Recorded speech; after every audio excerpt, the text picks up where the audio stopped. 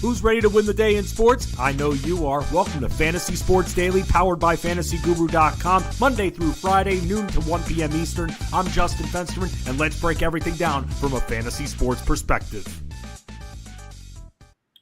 What is going on, everybody? My name is Justin Fensterman. Welcome to Fantasy Sports Daily here on the Elite Plus Network, powered by FantasyGuru.com, where you can find my work and a whole bunch of others as well. Baseball, football, basketball, we cover it all the way around the year we go, and that's where you come in. It's great to be with all of you, an extension from us to you at the good old FG and the Elite Mafia. And what I normally do on Wednesdays as Ray Flowers hosts Monday, Tuesday, Thursday, Friday, I do a little bit of a hybrid show of basketball, and then I do some football. Joining me today, Chris Rose from FantasyGuru.com. I'm going to talk some DFS strategies, especially when it comes to GPPs. I get asked this a lot, and that's, Fensty, do you still like cash games? You were Mr. Cash Game. Now you're a Mr. GPP guy. I now favor GPPs, or at least in the contest that I'm entering, I favor more of a GPP mindset. We got to be a little different, people. We can eat the chalk, but we're not going to eat all the chalk at all times. At Fensty Sports, Fensty Sports on X and Instagram, at Fensty, Fensty in our Discord. So with that right there, I'll start off because I'm going to talk a little betting strategy too before Chris joins me. It's great to see you, ERB, and great to see everybody here on this stream with me. You can catch me, by the way, on SiriusXM Fantasy Sports Radio every Sunday, talking football with Russell Clay, 6 p.m. Eastern, Elite Sports Game Time. Today, 2 p.m. Eastern, Jeff Mans on Elite Sports with Ray Flowers. So make sure you catch that a little bit over an hour after I am done here with all of you. But let's talk about last night. Oh, well, we're close. Yes, I don't like to lose. But when we start off slow with our bets, and then all of a sudden, our players start catching up in the second half, and we just miss, kind of like we did with the Keldon Johnson points prop that I had last night, like we did with the Scotty Barnes rebound prop that we got hooked on. I'm not too disappointed. I don't like to miss, but we're on the right track. Had they gotten off to even a little bit of a better start, either one of them in the first half, we would have been roses. We would have been aces. We would have been 3-0 sweep territory. Instead, a 1-2 night. But with everything I've been talking about in regards to rebound props, today I'm going to talk a little bit more about assist props. And I haven't really gone into that pool fully like I did last year just yet, because I've been waiting. I've been just seeing who's getting the most time with the ball. Sometimes for me, a comfortable time span, sample size, 1 month. We've crossed that 1 month mark.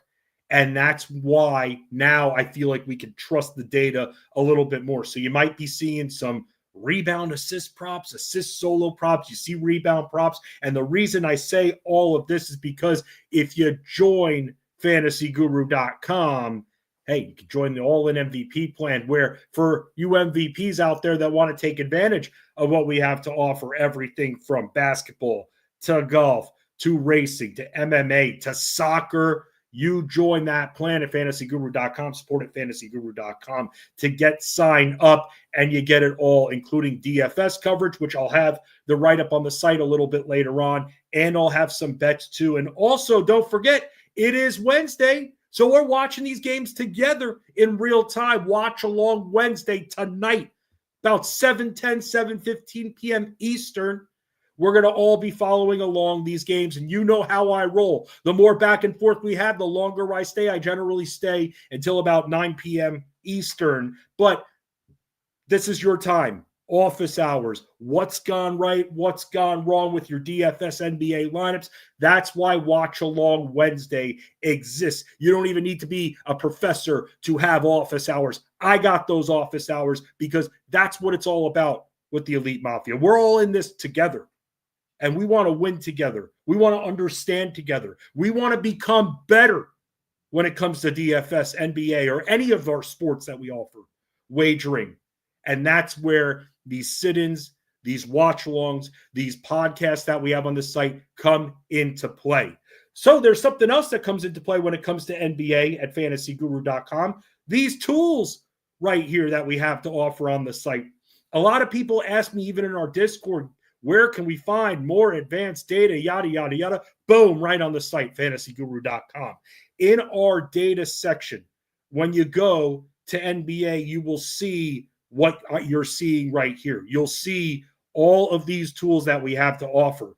The Delta Force, that tool determines ceilings, which players have the highest ceiling based on their price point, based on who's in and who's out on their team.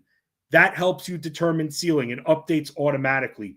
For those that want more wagers than just player props, we have a totals props. When you're looking for that 4% edge, which it will show you, it will highlight in green, and that will be a safer bet when it comes to an over or under. We have that tool. We actually have a player prop tool as well. And I'll say this because nothing in this world can be too exact. When I'm done with my own separate research that I do, I kind of compare my research and my own loose projection to what we have on the site, our prop tool.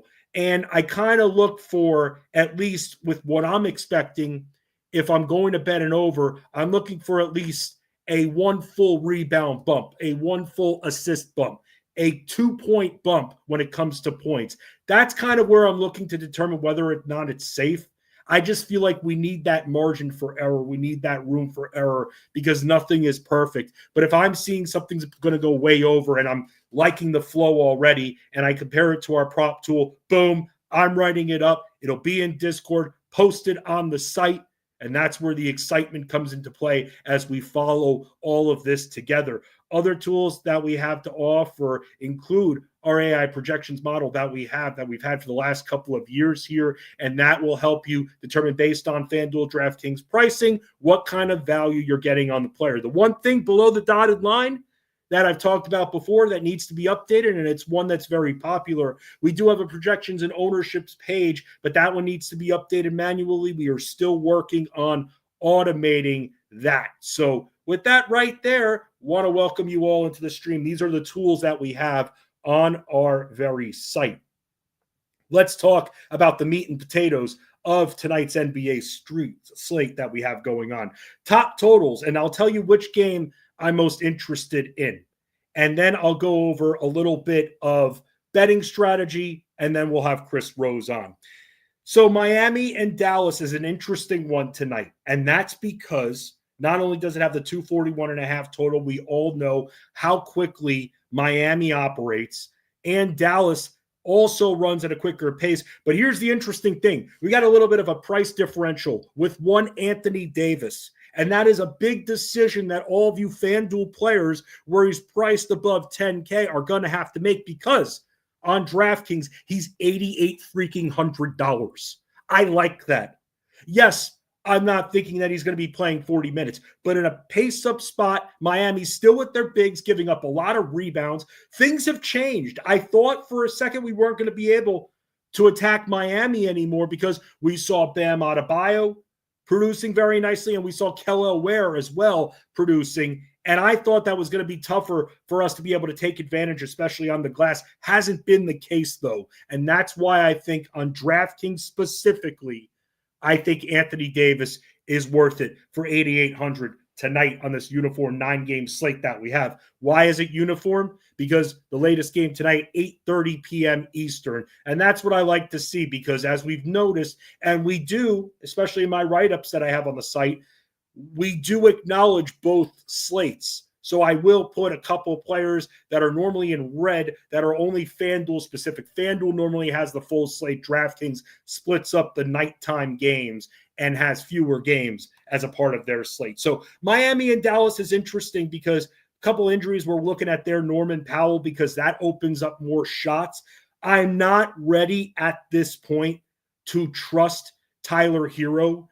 I just want to see more minutes. He's still hovering around 30. So I'm still a little lukewarm there. Now, while I say that, I'm not going after him. For you GPP players out there, cash, no bueno. GPPs, I think this game has a quick enough pace. And it's Dallas's defense, I'll tell you this, they chart pretty well overall. But I've been watching them, And I don't really love what I'm seeing on the rotations, especially if PJ Washington is out of the mix, who I think does a great job moving from the elbow to different parts of the arc and helping with that defense. If he's out, okay, then we can talk a little bit more Tyler Hero in a volume production kind of mindset. But we got to remember, we're still waiting on the minutes for this guy. Portland, Cleveland, the Blazers played last night. Cleveland still having Jarrett Allen out of the mix here. That opens up more for, you would think, guys like Evan Mobley. We court him the other night, and he freaking got into foul trouble. Dude got into total foul trouble, screwed our core four, screwed our bets. That happens sometimes. Started to produce a little bit later, but really that foul trouble was a dark cloud above him the entire time. But that doesn't mean we have a bias, because we're going back to him. And there are ways that we can attack Donovan Clingan where he's not going to guard Mobley beyond the paint. He's not quick enough to do so. And I feel like Evan Mobley's play at the arc and at the elbow, where he'll get higher percentage shots, will be beneficial for him tonight. I mean, you can look on the other side of this. Denny Avdia is another guy who, yeah, we haven't been able to trust the rebounding, but the assist production has been there. And that kind of goes in line with our talk about assists and betting when it comes to assists, because for assists, I very much rely on potentials, an advanced stat potential assists, because it takes into account those passes that were converted into shots that missed. And there are going to be nights that the team is cold. When you have an assist prop and you go, and a guy who's normally you're used to getting 6, 7, 8, but at halftime he's got 1 or 2, you got to make sure you're looking at the shooting percentage and see if that correlates. It's one thing if they're shooting the team 48 to 50% from the field, but you're seeing other players on the team have 4 or 5 assists already, multiple players. Okay, then unfortunately the passes from them are working out. But if they're not shooting well, it can be game impacting. And that's why you can't just be like, well, normally is passing. If the team's not hitting shots, we're not getting those assists. This stat, the potential assists, gives us a better indicator. And that's why, despite the up and down and all around rebounding that we really have seen from Denny Avdia, which is shocking, if I'm going to pay above $9K for him, I need another category besides the scoring that he could dominate in. And tonight's game flow against 2 speedy teams in Cleveland and Portland, even though it's coming off a back-to-back, ownership might be down just a little bit. Am I coring them necessarily? Not necessarily. But with Portland and Cleveland, we can look at a lot of options there. Avdia, we can look at Donovan Mitchell. We can look at Darius Garland as long as he's active. This is a spot, and he's cheap enough where I think Darius Garland can get us to that 5-6x return mark, especially taking advantage of Drew Holiday not being in, very fine defender, and taking advantage that Portland was in a competitive game last night. So that's where we can kind of look a little bit differently. And while there will be a lot of focus on Donovan Mitchell, as there should be, and Evan Mobley, because with Jarrett Allen out, it benefits both of them, we also need to be focused on Darius Garland. It's not us paying above $8K for Tyler Hero and deciding whether or not he's going to be able to get us 40 points and a meatball sandwich. No, instead, it's Darius Garland sub 7K or around that 7K area, where I feel like in this kind of environment and the amount of time he has with the ball, he'll be able to get there. Now, if we find out anything about a limitation, that will obviously be noted in the article. Tyson's another one, by the way, with Jarrett Allen out, who I'm noticing has been able to come through. Now, Cleveland's been very interesting. They've been ruling out certain guys. So with Tyson, it's not going to be as direct path as it normally would be. But still, if let's say even Cleveland is up big in this one, let's say Cleveland's up, then we're going to see more of Tyson. And I can kind of see that because Cleveland's a good team. We can't forget about that, especially when they have both Garland and Mitchell in there. Like that a lot.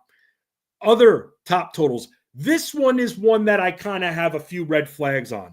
And that's because whenever the Knicks are involved, I really kind of stay away from the most part, because outside of Karl Anthony Towns and a night at Josh Hart, it's been very tough predicting which of the Knicks on a given night is going to come through. I can tell you this. We talk about assists, right? You see it right here on the doc here. Charlotte, they give up a lot of assists. That defense has gone down. They give up a lot of assists. But who's it going to be? That's the problem. Is it going to be Josh Hart? Is it going to be Jalen Brunson? It's been so up and down with Jalen Brunson in the other categories that to have to think he's going to have to score 30 to even have a shot at hitting value is exhausting to think about. And then when you look at Karl Anthony Towns, there are certain matchups where, yeah, he'll take advantage of, but that price point is big. So that takes a lot for him to hit value. OG Anunoby is out. So that benefits to me two players. Number one, Josh Hart. We've seen him play a little bit better. I think he's safe. I think the rebounding for the most part has returned, something we haven't really been seeing much.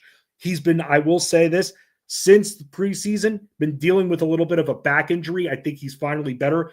Also dealing with a finger issue where he has some kind of nerve damage in his finger, and that's something that we're going to have to keep watching out for, because if for some reason Josh Hart starts to really balloon up in price point, despite the fact that he's a 3-category solid producer, if that starts acting up, I'm not spending in the 8Ks on him. When this team's at full strength, I'm not even going to really be spending late 7Ks on him anymore, unless there's somebody out of the lineup. But that just makes me nervous, and we saw these two teams match up, and Charlotte wasn't able to really generate much. Charlotte has been dealing, I don't want to say with turmoil, but you clearly see that this old guard of Charlotte, and when I say old guard, I mean from, a few years ago, I don't know if LaMelo Ball is going to work out. They've got other guys now, other guys that can play, other guys that can make up for the stupid shots that LaMelo Ball takes. But at the same time, we know how popular LaMelo Ball is. But when he was out, we really started to get to see what guys like Con Knipple could do and why they were top picks. Brandon Miller's back, mainly just a scorer from what we're seeing. So it's kind of tough for me tonight to really trust any of these Hornets, even though this total's high. The Knicks are coming off a back-to-back. It's just a bad matchup for Charlotte tonight. And that's why that's probably a game, for the most part, I'll still write up a couple of plays in there. I'll still have Josh Hart in the write-up. From Charlotte, I don't even know. Maybe I'll look at someone on the bench. I'll have Josh Hart in there. Maybe I'll have Towns in there. Probably not, but that's about it. This matchup is one that even with the high total, I kind of want to stay away from it because there are other games, even with lower totals, I like better, including Denver, Indiana. Because here's a couple of things that I would like to see. I would love to see Jamal Murray ruled out tonight. Because if Jamal Murray is ruled out tonight, there's a chance this game stays a little closer. Jokic is going to do his thing. Indiana's not going to be able to do a damn thing about it. That's why. Do we spend 13-4 on DraftKings for him? Woo! Woo! That makes me nervous. I got all the goosebumps right there from that. But you know that if there's anyone that can come through and hit, especially in a high-octane environment, with a front court that doesn't have anything they can throw at him besides Pascal Siakam, who he's got size on. And here's the problem. Here's something else I've noticed about Siakam. The Pacers are smart for noticing this. They know their limitations at this point with their size. They can't afford to have Siakam in foul trouble. They're screwed. They're going to lose by 25. They don't have Siakam on the floor for the most part. So Siakam can't be so physical with Jokic tonight. If Murray doesn't sit, do I go after Jokic? Really, GPP. That's it. Because Cade Cunningham to me is also in a good spot. You could get a little bit of a price break compared to Jokic. 13-4, just very expensive, but worth it to me if Jamal Murray sits tonight, which, let's face it, and I know that Denver has some utility players out too. Gordon's been out. Even if Jamal Murray sits, Denver should still be able to beat Indiana. I'm just wanting this to be a close game because I like Denver value.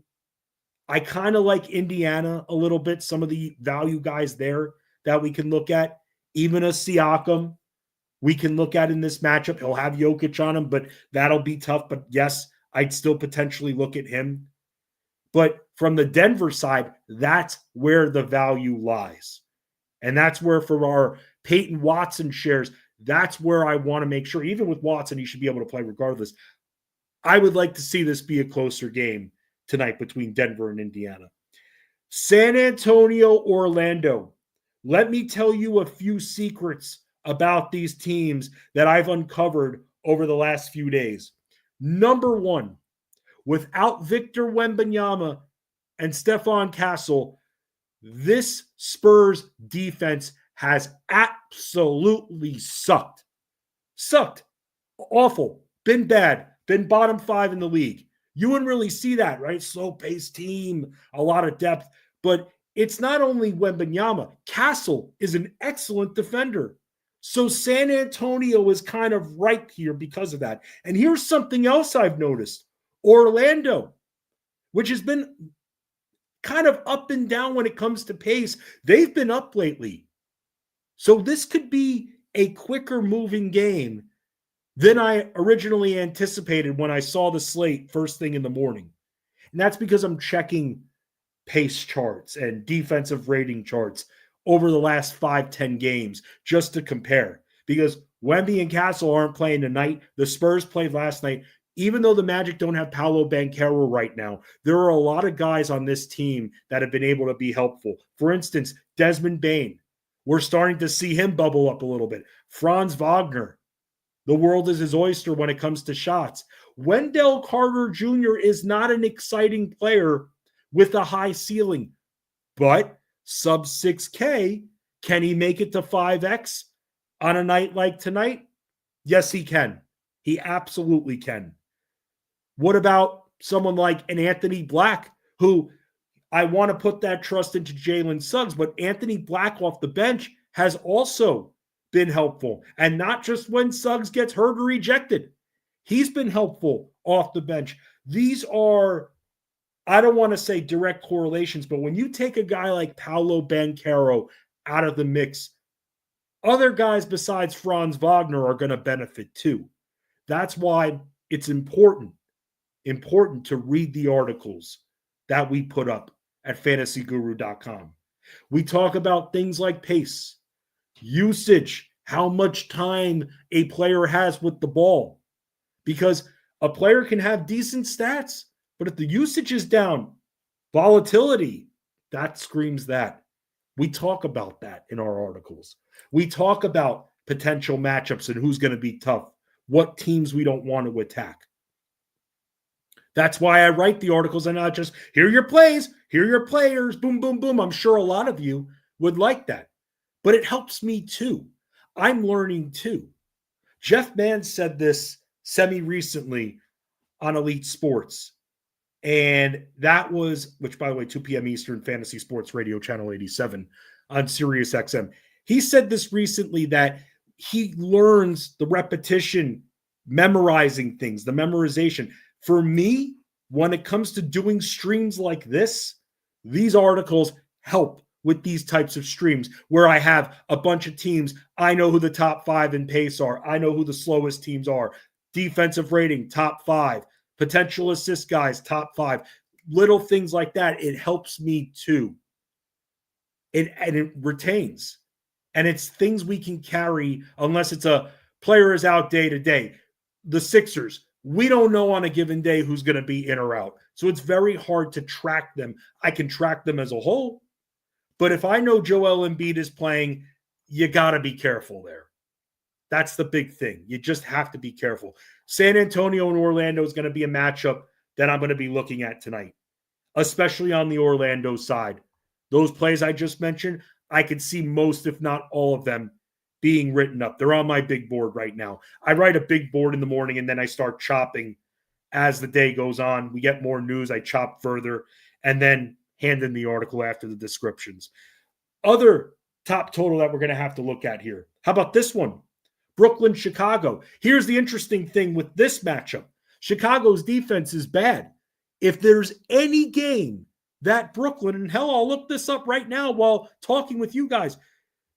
Chicago's defense has been up and down. They started off very nicely, but then they went really down the tubes. Now they're kind of back up towards the middle, but still on the lower half. Last 10 games, they ranked 23rd. Brooklyn comes in. No one wants anything to do with Brooklyn. I'll say this.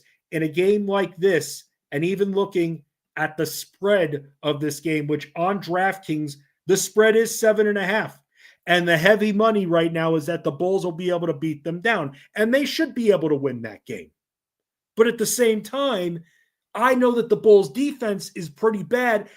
And I know that the Nets are in a bit of a pace-up spot tonight. That's an area where we can attack, where maybe we could get away with low-owned players. Brooklyn doesn't have a lot in the cooker, but there are 3 guys that I pretty much have looked at and pretty much ignored the rest of the team. One of them, Igor Devaughn, their rookie. We're starting to see him, and even when he starts by struggling, we've seen him catch up later in games. I know why they drafted him. He's got a lot of room to grow, but in a matchup like this, where they just need him to run, and he can get open shots off transition, which I think is good, I think that Devaughn is a safe value play in a matchup like this. Someone else who I think is safe because of the bad defense, I think Michael Porter, especially until Cam Thomas comes back, Michael Porter is very safe, not just because of the scoring, but because of the rebounding too. And the Bulls' inside defense stinks, and they allow a lot of rebounds. Weird that they're a pretty good rebounding team, but they allow a lot of rebounds on the other side. And they play fast, so that's money right there. And then, of course, there's Nick Claxton. The big question is it worth it for Nick Claxton? Is there any kind of ceiling for Nick Claxton? Because center has become the toughest position for me when figuring out tonight's slate. There are about 8 centers that are above 6K that I like tonight. And by the time the article comes out, there will be 5 written up. So I've got to do a little elimination, and Claxton is on the cusp. But again, GPP mindset. If there's a matchup that he can come through in, it's this type of matchup. But I'm not going to ignore it just because the Brooklyn Nets are on the slate. No. We've seen some of the Nets come through, and now we're at a point where I think, especially the cheaper ones, we can start looking at value. And if Terrence Mann is out, then benefits a guy like Devaughn, benefits a guy like Martin, who's been a value play I've written up. These aren't exciting guys, but the pace-up spot excites me for value. And it excites me for Michael Porter, too, if I'm looking for an 8K option.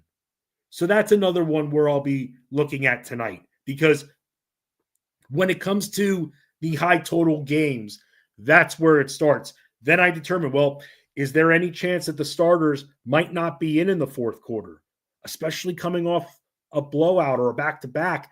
Then, yeah, that's where I note that too, that there is a little bit of risk. The play is great, but I try to also remember that there are going to be players out there. There's a reason why if the team is a 12-point favorite, there's going to be a catalyst in there. If it's a team full of catalysts, like I don't want to say I'm all of a sudden in a 12-point spread going to start fading Shai Gilgeous-Alexander, but when this team's at full strength, the Thunder, and Jalen Williams spends a lot of time with the ball, let's just say, yeah, it's something to think about a little bit when you're going to pay 10K plus, let's just say.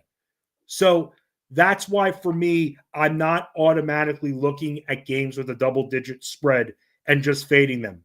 If there's a surefire catalyst, there's going to be a reason they're up by 12 to 15 points the entire time. There's going to be a reason why we fear that the starters don't play in the fourth quarter. Somebody has to get them there. And if I can identify that player, even in a blowout situation, I will still write up that player. I will still maybe even core the player, thinking that others out there that are playing in DFS like we are, they're going to fade them, and the ownership should be down a little bit. Piecemealing this stuff together is part of the fun of all of this, and that's why you want to make sure you go into Discord at fantasyguru.com hour before lock, loose lock, what I call it now, hour before We're answering questions in there. We're giving you the updated news. We're rebuilding lineups. A lot of times, I'm going to probably say your lineup looks good. Why? I wrote the plays. That's why. Clearly, if you have a bunch of plays I wrote up in there, I'm going to say I like it. I wrote up the plays. So don't get discouraged if I'm just like, I like it. I like you. Very good. Check. And don't give any crazy detail as why I like it. If I wrote up the plays, I like it. Sometimes,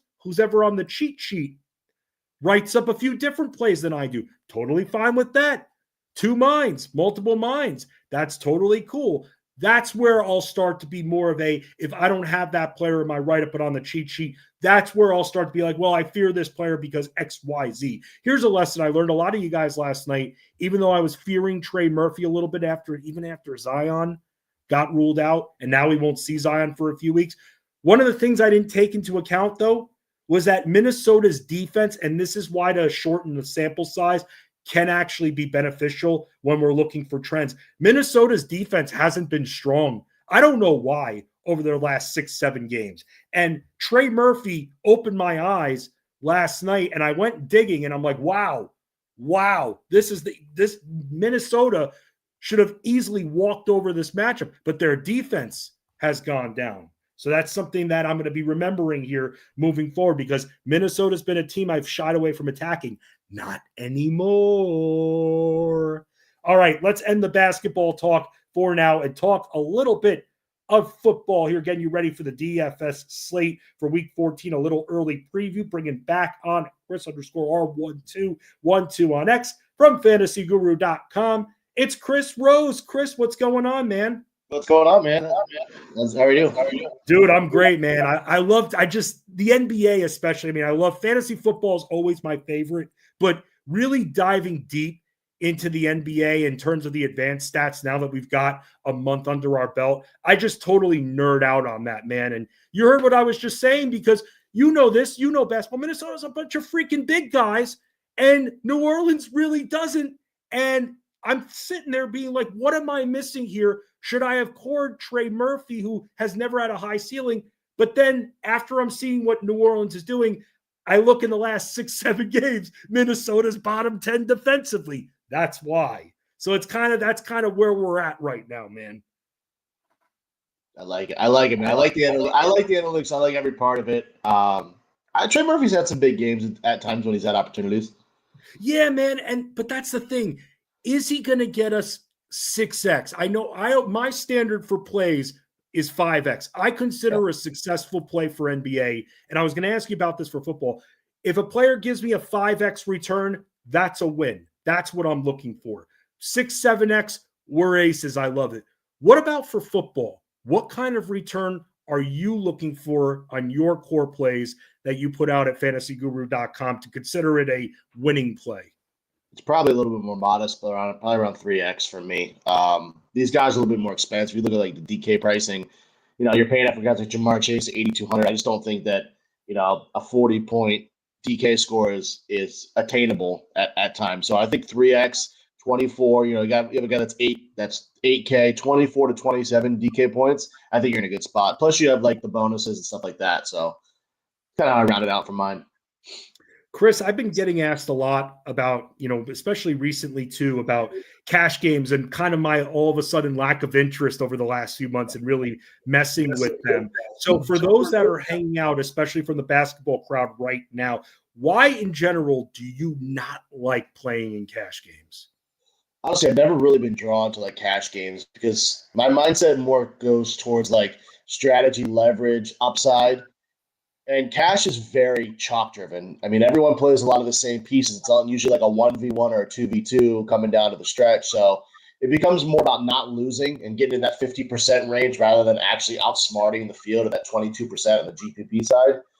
It just doesn't fit how I approach DFS and how I've ever, from the start, ever approached DFS. I enjoy breaking down like the matchups, finding different angles that some people may miss as far as like my strategy, like game theory.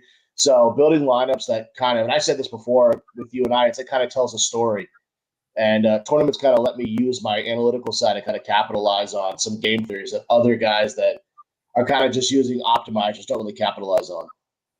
So Chris, for you, for everybody out there, maybe some that are just signing up for our all-in plan that we have at fantasyguru.com, rest of the season and also all throughout the playoffs, you get everything that we have to offer, including the remainder of season-long content and all the streams, podcasts that come with that. Also, everything we have to offer for DFS and wagering for football too. How do you contribute on your part of it, and what do we have to expect from you every single week on the football side of Fantasy Guru?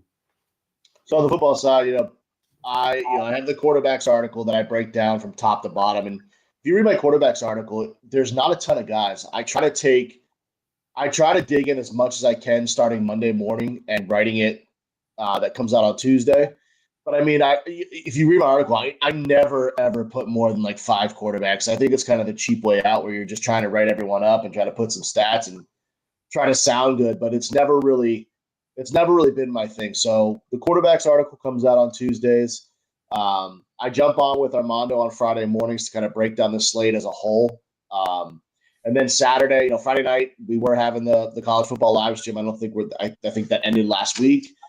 And then Saturday, I had the DK college football slate that comes out, which I absolutely love that night. So it has been so profitable. If anybody's played that DK night slate on college football, that 7 p.m. start, it's been a lot of good games. That has been my most profitable slate throughout the entire season. And then, of course, the GPP article that drops Saturday night that, Sunday morning we kind of go over, Armando and I, again at 12 p.m. right before lock. FantasyGuru.com, that stream right there, as Chris said, right until about 12:55 p.m. Eastern area. He and Armando Marcel are getting you ready. Jay Main here brings up someone that's very interesting here, as we were just talking about quarterbacks and all. I was talking to Tyler Beaker the other day on Elite Sports Game Time on Sirius XM, and one of the players, I always ask him, hey, who's a quarterback that you'd consider streaming? Got 4 teams on bye and all. And he actually, while chuckling, said Tyrod Taylor might be somebody out there going up against the Dolphins. But Jay Main also brings up now on the other side here, what about the Dolphins defense here? Is that getting too cute right there going up against Taylor? Is Taylor someone you're kind of thinking about already on the cheap? And even the Dolphins defense coming to mind with Jay Main's thoughts. Yeah, so anytime there's a backup quarterback starting, I think you could start the defense. And the Dolphins defense is 2,600. They've been okay over the last 3 games. They've gone 9, 11, and 13 DK points. So, of course, they're a strong streaming option for me. On the flip side, though, if I'm looking for a value quarterback, I think Tyrod Taylor, both with his rushing upside and his connection with John Mechie and A.D. Mitchell, who I could tell you in week 1 this year, I would have never thought that I would say play A.D. Mitchell or play John Mechie. But Tyrod Taylor, he had 8 carries, 44 yards, and he had that rushing touchdown. If you look at what the Dolphins have allowed, they've allowed almost 29 rushing yards over the last 4 games. So there is that dual threat upside at 4,900. You pair him up with an A.D. Mitchell or a John Mechie in that 45 to 46 range, you have 2 guys at under 10K, and you can build around that. So Tyrod Taylor is like that value option you could stack with one of these other cheap wide receivers. We've talked about this before, and I know that you kind of hang more on the cheaper side, but at what point do you maybe look the other way? If you just see a quarterback that for all of your research is just leading you down the right path, but you're seeing this guy disrespected, maybe in other content pieces from other analysts or on the interwebs or whatnot. At what point do you go the other way and maybe 1 week spend up for a quarterback, or does that never, ever happen for you? It's rare that I will pay up a quarterback. I think that's more for the cash game side. And there's two things that kind of break it down for me. Number one being ceiling and leverage. So I'm not going to pay up just because a quarterback's expensive. I'm paying up when the situation that is at hand creates a real path for a tournament winning score. So that usually means elite rushing upside, what I just mentioned with Tyrod Taylor, a condensed target tree, which is Tyrod Taylor with 2 passing, with 2 guys. You can even go back to like when Mac Jones was starting with Juwan Johnson earlier in the season. Again, a small target tree. And then a defense that can't match up, or actually a game environment that kind of pushes the pace offensively. Now, on the flip side, if I want to pay for a quarterback that's expensive, if they're projecting to be mega chalk, I'm probably going to end up pivoting down as well. So for me, I think saving salary at quarterback is a more powerful spot that leads me to build kind of a differentiated lineup where I could put other skill guys that I know that are in better spots, where I know that I'm going to get the upside at either running back or wide receiver. Who are a few other cheap quarterbacks that you're liking for the main slate for Week 14? So I think Bo Nix against Vegas is interesting. I like him a lot. And also Trevor Lawrence against Indianapolis. I think the way for Jacksonville to keep pace here and win this game is through the passing game. I think they're going to shut down Trevor Etienne and Bashaw Tutin. So I do think this is the first time since, last week was the first real week that Trevor Lawrence has had a full set of healthy wide receivers, aside of Travis Henry. You have Jacoby Myers looked great last week. Brian Thomas Jr. that's back. Parker Washington. You have Brenton Strange. I mean, he has so many weapons in this passing game where Trevor Lawrence at his price tag is absolutely a great spot at 5,400 where you can pair him up. And this is the week Brian Thomas Jr. really has a monster game. He's 5,900. He has played well against Indianapolis, averaging almost 24 fantasy points per game over the last 2 seasons. I love Brian Thomas Jr. this week. Wow. Now, what about Brenton Strange? Because let's talk this out for a second. You got to think that the ownership, being especially on DK, that he's 3,900. You got to think that the heavy ownership is going to be on him and not as much on Brian Thomas, right? Sure. Yeah, and here's the thing. I mean, he has one of the better matchups on the slate. If you look what Indy's done this season against tight ends, they're giving up 16.6 fantasy points per game to the position, which ranks 28th in the league. I mentioned for them to win, they have to pass. Now, I don't think you necessarily have to go to Brenton Strange. I like the play. He's going to be as one of the targets for me in my article. But I think if you want to get different, I think you go Tyler Warren as a comeback on the other side. Jacksonville ranks 31st in the league, giving up almost one passing touchdown to tight ends over the last 9, and also 79 receiving yards to tight ends over the last 9. So I do think on the flip side, I do like Tyler Warren as a comeback to that Lawrence and BTJ kind of stack. And you're more okay with tight ends because with what you just said with quarterbacks, you rarely spend up. With Tyler Warren being one of the more expensive, you're cool with paying up for tight ends when the situation presents itself. Yeah, when the situation exactly. Now I rarely go above like 5K, 5,500. So he's towing that range. But I think 5K is a reasonable price for a guy that can do a lot. I mean, he hasn't had a lot of targets. He didn't have a lot of targets last week, but he did have 5 the week before, 8 before that. So as long as the floor is there at like 5 targets, I think you're okay at 5K. You looking at any of these Saints? I know it's weird to talk about this. Any of these Saints options going up against Tampa Bay, like someone who was very popular pickup in season long, but also very cheap in DFS, Devaughn Vele. The targets have been there now over the last couple of weeks. Is this something that we can look into? Because I was also looking at tight end spot here, and I thought maybe not a huge ceiling, but Juwan Johnson might be another somewhat attractive piece here on a very unattractive team overall. Yeah, and Juwan Johnson's been a guy that I've wrote up a lot over the last, probably 8-9 weeks. Now he's averaging 14 fantasy points per game against tight ends over the last 2 years. So I do like Juwan Johnson, but you mentioned Devaughn Vele, guy that was stuck behind kind of in the order there with Denver coming over here. Once Shaheed got sent out to Seattle, kind of getting his footing now. 15 targets over his last 2 games. Tampa ranks 29th in the league since week 8, giving up 30 fantasy points per game to wide receivers, and he's completely locked in with Tyler Shuck. So if you're going to go away from Chris Olave, or for some reason Chris Olave gets hurt again, like he always does almost every game, I think Vele under 4K is a good value option, kind of like that Adonai Mitchell last week that we were kind of playing. You were mentioning Denver just now. Yep. RJ Harvey, after what you saw last week, now with this matchup you're going against Vegas, sub 6K, is that going to be a big-time target for you? And what do you think the ownership is going to be like on him, being that he's so cheap? Yeah, for Harvey at 5,700, you're probably looking at probably 15 to 20% ownership with him on the main slate. But it's a good price tag. 5,700 is a respectable price. Vegas just gave up 23.7 fantasy points and 16.7 fantasy points in back-to-back weeks to running backs. Over the last 4, they're giving up almost 26 fantasy points per game to running backs.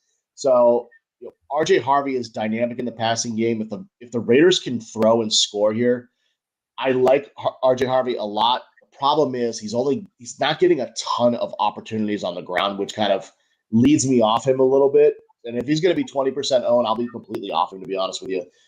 Now, if he was getting 15 to 18 opportunities on the ground, then I'd probably be more open to rostering him. But if he's only getting 12 to 14, I'm probably not going to get there.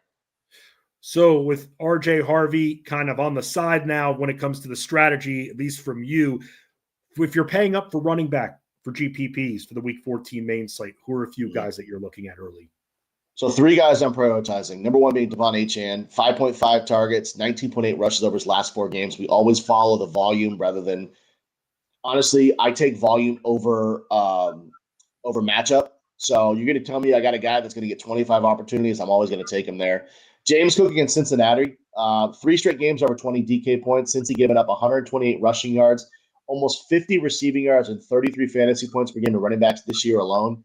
And then a guy who I didn't think was going to be all that involved coming out after missing 7 weeks. Bucky Irving, I love this spot for New Orleans. 19 opportunities after missing 7 weeks. Obviously the lead dog here in the backfield. I only think he played 32 snaps too. So 19 opportunities and 32 snaps is absurd. Give me Bucky Irving at his price tag. He should have had an extra touchdown. They took it off the board. He could have had 2 touchdown day. He looked really good. I like that call, Chris. No, that's good move. I keep forgetting, because I was locked in because I wanted to see how Bucky was going to be finally after all these weeks. I feel like we've been teased. And then we saw him, and it's just like he looks as good as new. So it could have been a much bigger day. Want to talk about contest size because I've been dabbling with contests in NBA where sometimes I'm in a contest with about 500 people. Sometimes I go up to 1,000, 1,200. And then other times I'll join just a 10-person contest too, where maybe I'll be a little bit chalkier. Where do you find yourself when it comes to contests? What are your favorite contest sizes to enter when it comes to DFS? So you got to look at it like the lottery style contest. So these 50,000 people contests, you got to be spot on. And I'll tell you what, there's so much variance in football. I'm never spot on ever. And I'll never pretend like I'm spot on. So I'd rather play in tournaments where my preparation actually matters, where there's like 1 or 2 sharp leverage plays that can realistically win the whole thing rather than, these $50,000 entries where people capitalize on just a one-off good read pretty much. So the smaller fields reward stronger process, smarter stacking, and kind of that good matchup identification. So for me, I focus on the smaller matchups. Now they don't have to be like the $150, 200 entry max or the 3 entry max. You can play like the $75 single entries. But for me, I completely stay away from those big, I call them lottery style contests where you have to be absolutely spot on and a lot of luck has to be involved.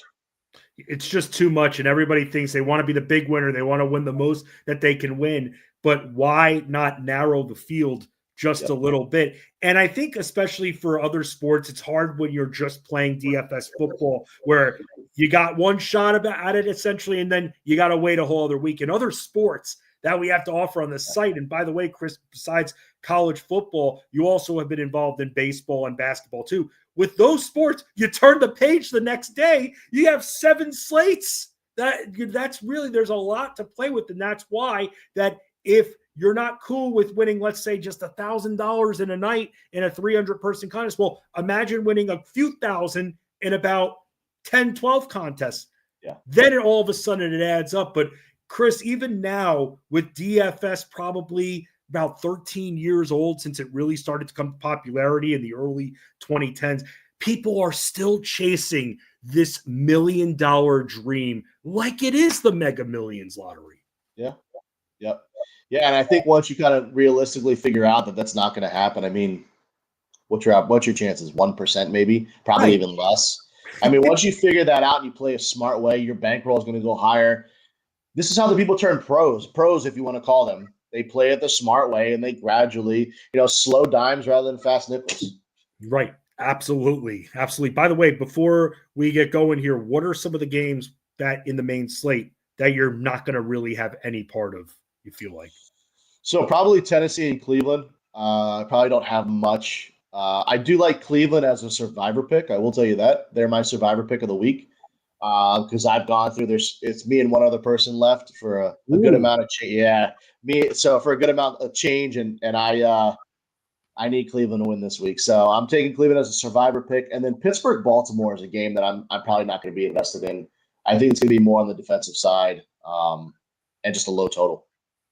For a second, I was like, oh, Survivor, what's that? I lost about 10 weeks ago, it seemed like. I lost when like half the world lost, and that was when the Rams were facing the 49ers on Thursday Night Football, and like everyone was hurt for San Francisco. And of course, the Rams lose that game after being given like 5 chances to win. They lose the game, and it sunk half the world. I know Circa did.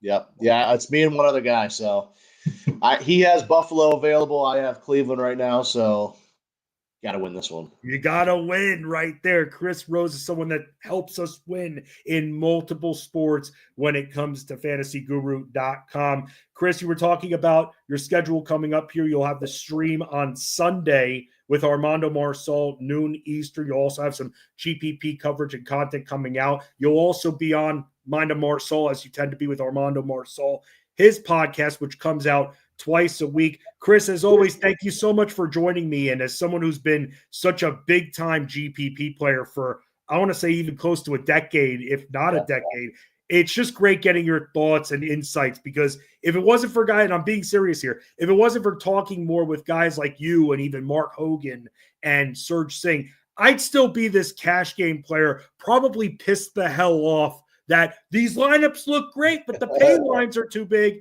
But now we're a little bit more successful because we're entering those GPPs and the non-threatening ones. And I appreciate all you bring with that. No, I always appreciate being on here. And I always call it going to the dark side. When Jeff started playing more of the cash games, I was like, yes, finally turn Jeff to the dark side. But I will tell you, I won't be on with Armando Friday. I won't be on Sunday. I'm actually surprising both my sons. If you can't tell that we're Vikings fans, I'm surprising them Friday. We are flying up to Minnesota Friday morning. And we're going to the Vikings Commanders game. They have no idea. I've kept this secret for 3 months. And I know the Vikings suck, but just the experience, just to do the Skull Chant. We did it 3 years ago, and we're going back to do the Skull Chant. So I will not be on this week, but I will have a GPP article. Imagine doing the stream live from the stadium. I told Armando, I said I gotta do the Skull Chant and send it to everybody. Well, dude, I hope you and your kids have a great time there. Your kids can probably, I've seen some highlights of your kids playing football. Yeah. They could probably play for either team, either the Vikings or the Commanders right now. They could use a little bit of offensive infusion right there. They've been good. Just the progression from week one. And my oldest son, not to get too personal, my oldest son, he was a 6-play kid. The minimum plays last year. And this year, he ended the season with 14 sacks. He's a starter on the they both have all-star games, one tonight, one tomorrow. Both are starters on the all-star game. My youngest son's a running back wide receiver. My oldest son's a tight end DN. And just the progression, man, as a dad and as a coach, because I'm a coach for both of them. You can't even put it into words. Just watching your kids get better on a weekly basis, and as a dad, man, you kind of break them down and you really dig them into the ground. But just the resilience and just seeing the progression has been amazing this year. And if anyone's watching this, that's a dad, that's coaches, man. It's hard to watch, it's hard to go through, but it's so rewarding. Dude, when I see some of the videos of when your kids are scoring touchdowns, I love it because I've got younger kids. I got a 4-year-old and a 3-month-old. And I see videos like that, and I'm just so looking forward to being in that position. And there's no better sharing the love of sports, not even forcing it, but they see how much we love sports. My daughter already always asks me, who's injured, who's not? Is Tyreek Hill better yet? I get those questions every single day, but it's the love of the game, and that's why we're here. And it's when I see those highlights, even with you coaching from the sidelines, still taking the phone camera footage of your kids scoring. It's great to see, man, and I hope one day, God willing, I get to be in that position when my kids get a little bit older. Absolutely, man. And I promise you will enjoy every single second. It goes by fast, but you enjoy every second. And you know what I tell my sons? I said, misery loves company. I've cried more tears over the Vikings over the last 30 years than I can even tell you, or 35 years. So I brought them down with me because I need someone to to cry with me. Well, you're in good company, Chris, because I'm a Jets fan. I don't really. Oh, there you go. So I'm a Jets fan, and yeah. So trust me. Tied together by Brett Favre. We are. Yes, we are. Oh, Brett Favre. Oh my God. Oh man. Oh, Brett Favre. Negativity right there. No, I still love Brett Favre, even though he played hurt and kind of cost the Jets their season in 08. But I hold no grudges. Chris, thank you so much again for stopping by, man. Thank you as well. I will see you guys as soon as I come back from Minnesota. Yes, enjoy the Vikings game up in Minnesota. It's going to be a great time. And for everybody else, thank you all for tuning in. I will have the DFS NBA write up a little bit later on. I'll have NBA bets out there. I'm in Discord, and then watch along Wednesday, 7:15 p.m. Eastern. Be there at B Square, DFS NBA Discord channel. I'll be there. I'll be reacting to games. Hope to see all of you there. Ray Flowers back tomorrow, noon Eastern on Fantasy Sports Daily right here on the Elite Plus Network, part of FantasyGuru.com.